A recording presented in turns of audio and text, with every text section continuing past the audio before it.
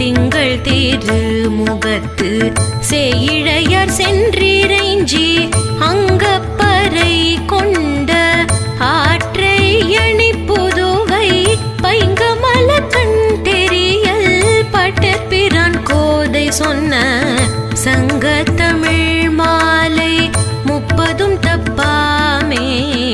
இங்கே இப்பரிசூரை பார் 2 மால்வரை தோள்